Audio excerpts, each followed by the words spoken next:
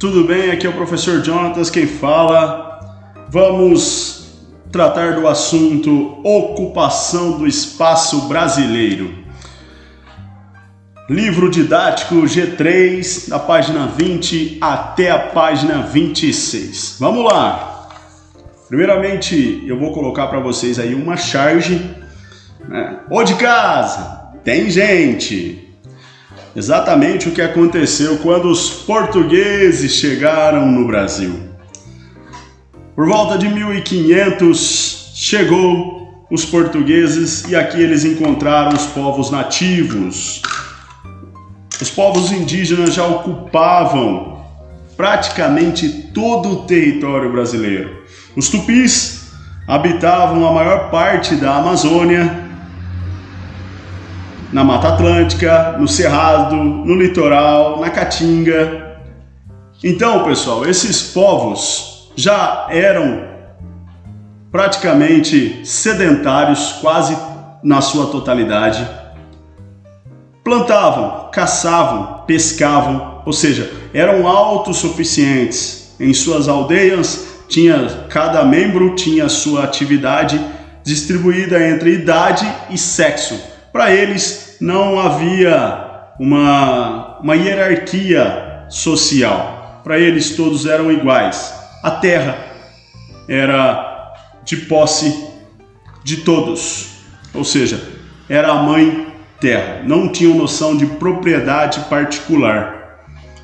Eles praticavam também os seus rituais, as suas cerimônias, as suas festas. E tudo isso, quando os portugueses chegaram, chamou a atenção de um escrivão também chamado Pedro Pero Vaz de Caminha, que enviou uma carta muito famosa ao rei de Portugal, Dom Manuel, que era o rei na época, e isso cai em questão de prova.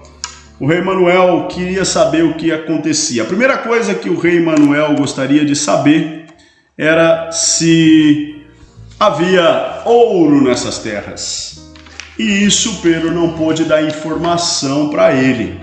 Então a primeira informação passada pelos portugueses, que nós podemos já colocar de primeira mão aqui, sobre a carta do Pero, que a fome de ouro tiraram toda a empolgação do povo português. Ainda não se sabia.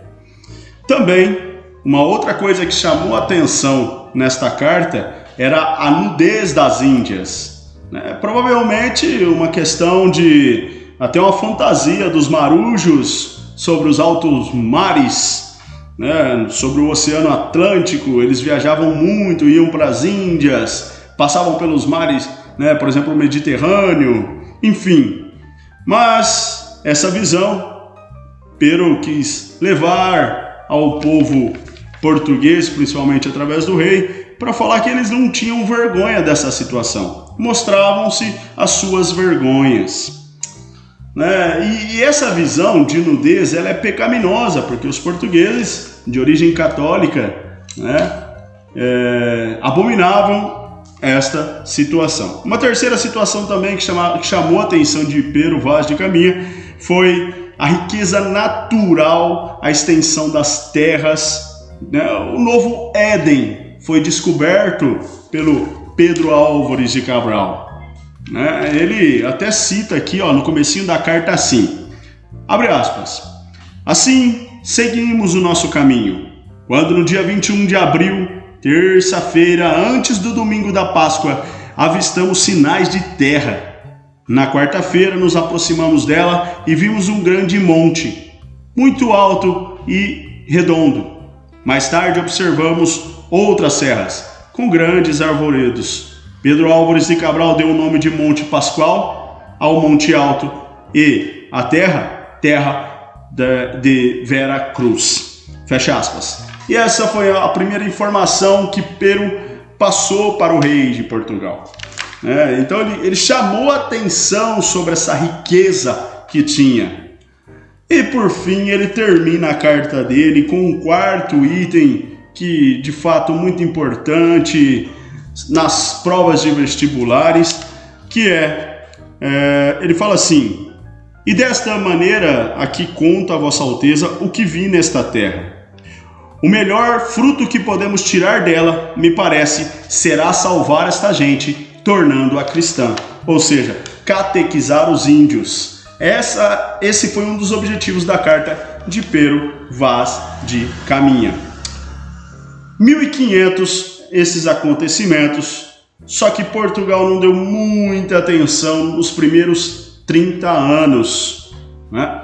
Eu coloquei uma charge aí para vocês, que é quando a chegada dos portugueses, os índios, bom, adeus ao sonho da casa própria. Realmente, pessoal, adeus. Professor Darcy Ribeiro diz em um dos seus documentários, já falecido esse professor, das suas obras que eu considero uma das mais importantes, se não a mais importante, que é O Povo Brasileiro, que ali ele conta a história de um povo miscigenado, né? Mas, tomando adiante, que quando os portugueses chegaram, 85 milhões de indígenas em 200 anos foram exterminados, por vários motivos. Por guerras, por questão de saúde, porque eles não tinham imunidade para conviver com as doenças que os portugueses também trouxeram. Depois disso, meus caros, mais ou menos em 1530, mais ou menos, o rei de Portugal arrendou inicialmente aquelas terras a um grupo de mercadores lá de Lisboa. Mercadores e militares também, que para explorar as riquezas encontradas, por exemplo, pau-brasil, tinha com a corte a obrigação de fazer o reconhecimento do litoral da então terra de Santa Cruz. Ou seja, entregou essas terras e esses colonos tinham a obrigação de explorar ela economicamente. Que é aí que eu quero falar das unidades administrativas, que são as capitanias hereditárias. 15 eram as unidades administrativas, como vocês podem ver aí na página 21 do livro de vocês. Essas capitanias hereditárias eram 15, divididas entre 12 capitães donatários. Mais ou menos aí, colocando aí no slide para vocês, em Maranhão, no lote 1, Aires da Cunha, associado de João de Barros. No Maranhão, no lote 2, Fernando Álvares de Andrade. No Ceará, Antônio Cardoso de Barro. Rio Grande do Norte, João Barro, associado ao Aires da Cunha. Itamaracá, Pero Lopes de Souza. Pernambuco, eu coloquei ela em negrito, eu já vou explicar o porquê, né? Nova Lusitânia, Duarte Coelho. Na Bahia, de Todos os Santos, Francisco Pereira Coutinho. Em Ilhéus, o Jorge de Figueiredo Correia. Porto Seguro, Pero do Campo Tourinho. O Espírito Santo, o Vasco Fernandes Coutinho. São Tomé, que era o Pero de Góis. São Vicente, que também está em negrita, eu já vou explicar o porquê. É dividida em 2 lotes. São Vicente, né, em Rio de Janeiro, que era o militar Martim Afonso de Souza. Santo Amaro, o Pero Lopes de Souza. E Santana, o Pero Lopes de Souza também. Vamos lá, vamos falar um pouquinho sobre essas unidades administrativas.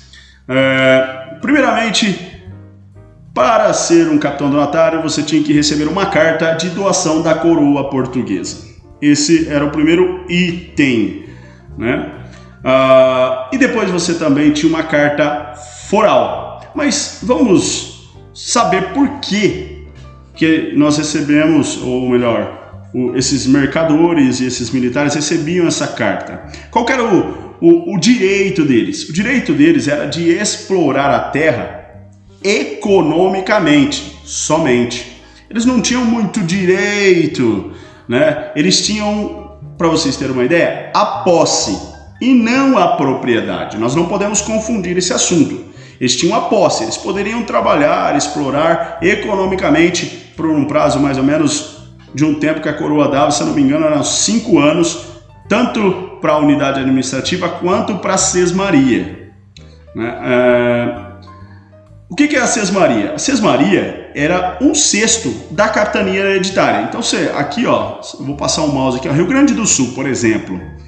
Nós pegávamos, principalmente a faixa litorânea aqui, dividia 1/6 dessa terra e eles tinham o direito de doar para alguém, explorar também economicamente essa sesmaria para que a coroa portuguesa pudesse usufruir de tudo isso que acontecesse. Né? E também esses capitães donatários tinham o direito de aplicar impostos sobre estas sesmarias. Vocês não podem confundir capitania hereditária e sesmaria, beleza? Sesmaria é um lote, 1/6 da terra da capitania hereditária. A unidade administrativa é bem maior que a sesmaria, ou seja, a capitania hereditária é bem maior que a sesmaria. E quais eram os deveres dos capitães? Os capitães recebiam uma carta foral. Para quê? Eles tinham o direito de administrar, eles tinham o direito, ou seja, o dever de povoar, de jurisdicionar em primeira e em segunda instância também, mais em segunda instância, de fiscalizar e de policiar. Quando eu digo policiar, eu quero dizer que eles estão defendendo a unidade administrativa.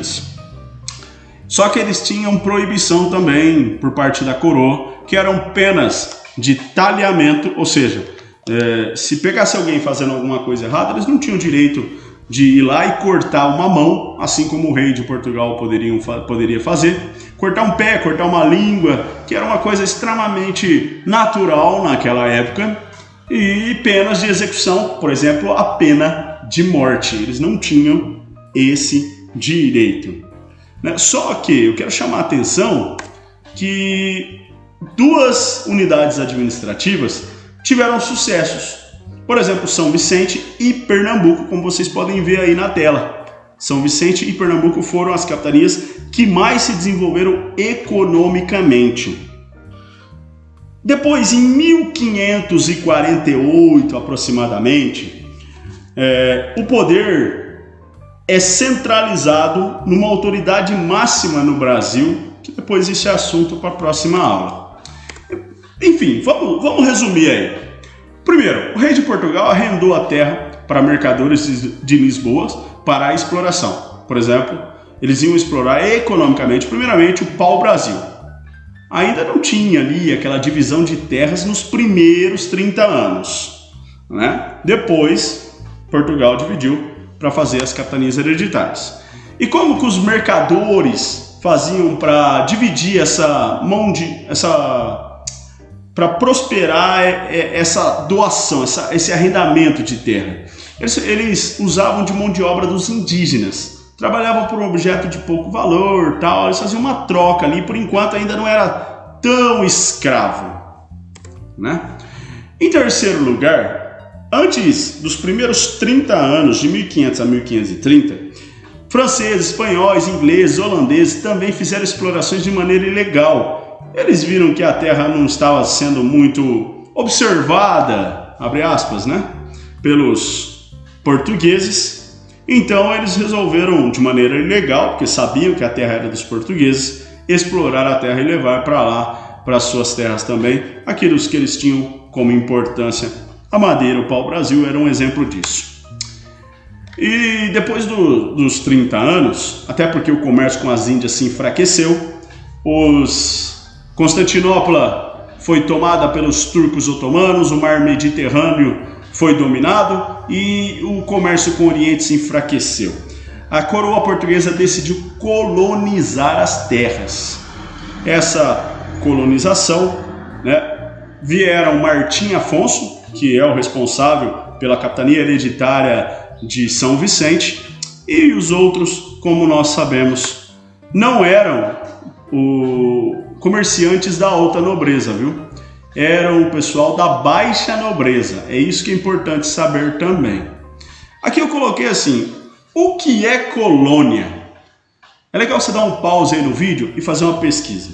Mas, de primeira mão, eu já vou dar a respostinha aqui para que nós possamos desenvolver a nossa aula.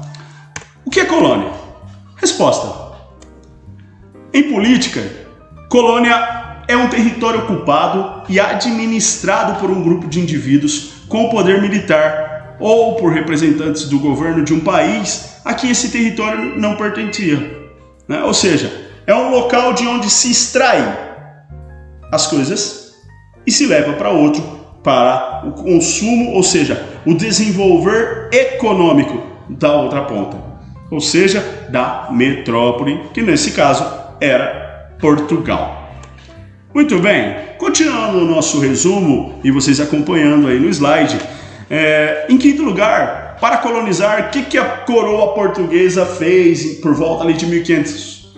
Primeiro, os portos, para receber os navios. Depois, eles colocaram patrulhas nesses portos para espantar aqueles portugueses, os franceses, os holandeses, esse pessoal que estavam invadindo essas terras. Como nós já sabemos, Martim Afonso veio para o Brasil como capitão-mor para coordenar o projeto de colonização. Aí está a fotinha do Martim Afonso, né? E eu quero colocar um texto aí para vocês, que é do livro de vocês mesmo, na página 22. Vamos lá. Mas foi a partir do estabelecimento das capitanias hereditárias, grandes extensões de terras distribuídas a empreendedores portugueses, que teve o início a ocupação e a delimitação do atual território brasileiro. Com a implantação do projeto de colonização, a colônia vivia praticamente da produção rural. Dessa maneira, é importante compreender como a terra era distribuída entre os donatários, mas também como era distribuída aos colonos que vieram viver e produzir no campo. Ou seja, esse texto está aí na página 22. O que chama a atenção aí? Ele fala do estabelecimento das capitanias hereditárias, que essas capitanias não tiveram tanto sucesso, e eu já vou explicar o porquê. Ela fracassou. Primeiro, pela inexperiência administrativa dos seus administradores. O pessoal não tinha tanta experiência em administrar terra, até porque Portugal não tinha tantas terras. Vieram para cá por uma oportunidade e chegaram aqui, não tinham tanto dinheiro para investir e extrair esses recursos de uma maneira inteligente e produzir recursos. Também tiveram muitos desentendimentos internos entre eles mesmos sobre demarcação de terra. Eles tiveram também problemas, como eu já disse, como falta de recurso, e também sofriam ataques externos, ou seja, das tribos indígenas que eles estavam tomando as terras e os índios não aceitavam. E isso tudo acabava por ter um problema e sério. Como eu já disse, em 1548, a coroa centraliza o poder em uma autoridade máxima, tema para a nossa próxima aula. Certo, pessoal? Vamos parar por aqui. 18 minutos de aula. Deixem as dúvidas. Qualquer dúvida, entre em contato comigo. Um abraço, espero que vocês continuem. Façam a leitura da página 20, 21 e 22 para que possam entender de uma maneira mais clara, escrita a nossa aula. A leitura é sempre fundamental. Como diz o professor Jonatas e outros professores, a competência leitora e a competência escrita perpassa por todas as disciplinas e eu desejo que vocês continuem seus estudos firmemente. Tudo bem? Um grande abraço a todos, tudo de bom, até!